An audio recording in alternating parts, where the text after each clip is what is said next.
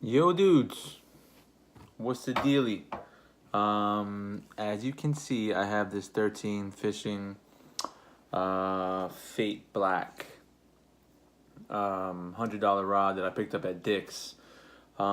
This is a heavy fast, so it's a heavy power fast action 7-foot 4-inch bait casting rod.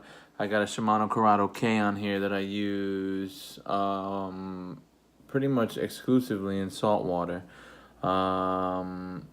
This reel's been holding up pretty good now that I'm not rinsing my reels after every use, which is what I was doing before, and that was giving me all types of problems. But this video is not about the reel, it's about this rod. This is kind of like a summary to cover what I was, what my other video was about, just basically me using the rod and catching a bunch of schoolies. But now after I've been using it for about a week, and I've gotten some pretty good stripers on these rods. I ended up buying two because I liked them so much in the beginning.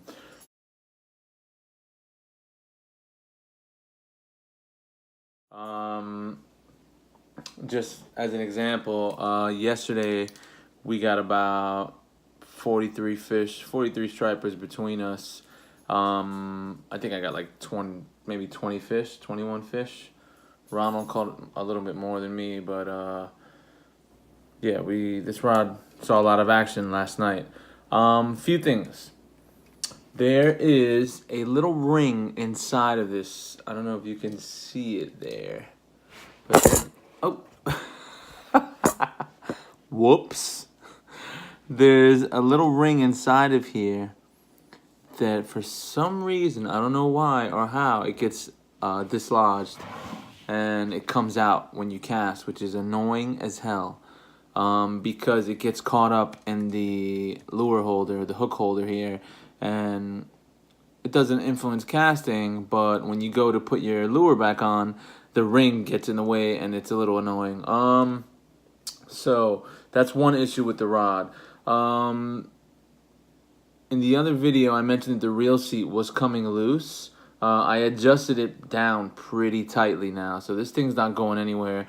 Also, I had a smaller reel on here. I had the Canon 150 HG, and that has a smaller reel seat. It's just an overall smaller reel, and I think maybe that was why that the reel seat wasn't adjusted properly or wasn't sealed properly. So that reel was moving around in there. This thing, the hook holder.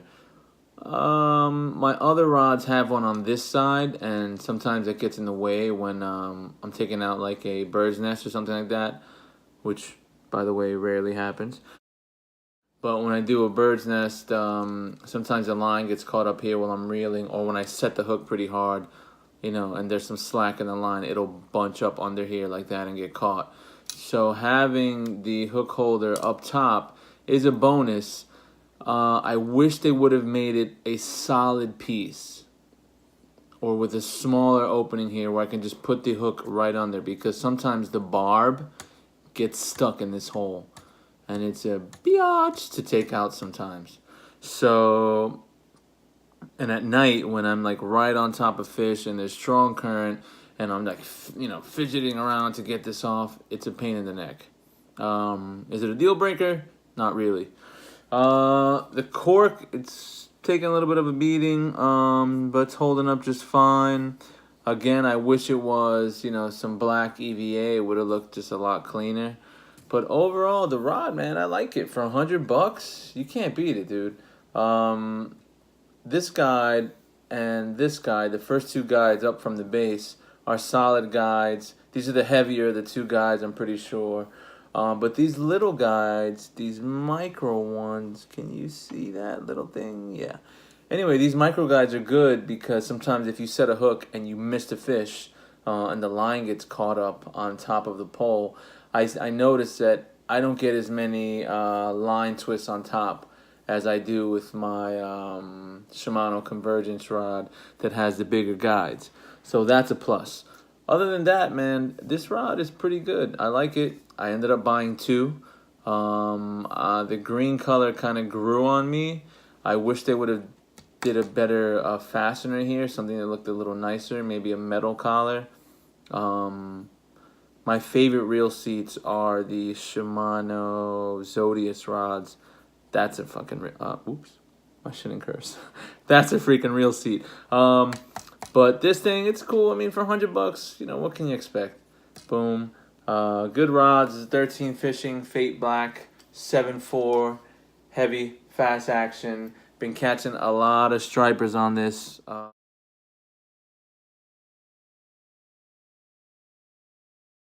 Last week we pulled up about 4 or 5 36 to 42 inch striped bass. Last night we were getting, you know, schoolies in the 26 to, you know, 20 to 26, 27. I think we got like 2 28-inch schoolies. We were throwing 2-ounce Gag whippet eels. So the rod is pretty durable. Do I feel like sometimes the tip, because it's a little, you know, whoops, I'm kind of in close quarters here. You can't see the tip, but the tip is pretty, not fragile, but if you're throwing some heavy stuff, you know, look how thin that rod is. Can you see that there? Yeah. It's pretty fragile. So, you know, sometimes when I'm throwing, I don't throw larger than 2 ounces, but if you were to throw a 2.5 or 3 ounce on this rod, I'm pretty sure that tip is gonna crap out on you. I'm also throwing 30-pound Suffolk braid on this. I know that this rod is rated for 14 to 25 pound, but with a 30-pound braid, it's fine. Other than that, go out, go to Dick's or wherever your local tackle shop is, pick up a bunch of these rods. The green will grow on you, trust me. It looks nice on my boat and the rod holders when they're behind my seat and I'm cruising around the bay. Yeah, this is a 13 Fishing Fate Black 7.4 heavy fast bait casting rod. It's rated for 1 to 1.5 ounce lure weight. Actually, no, 3/8 to 1.5 ounce lure. Good rod. Hate the reel seat. Hate that loose collar. But other than that, just getting the job done. I'll post some photos up of the fish that I've caught. All right. Like, subscribe, write me some questions. Stop asking me for my fishing spots. Please, I'm not going to tell you. The key to really fishing is, you know, finding out where the spots are. I'm not going to give up all that information.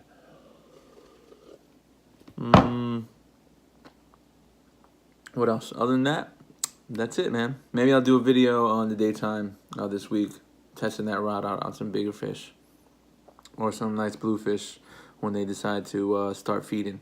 So, all right, guys. Guided by Lee. Peace.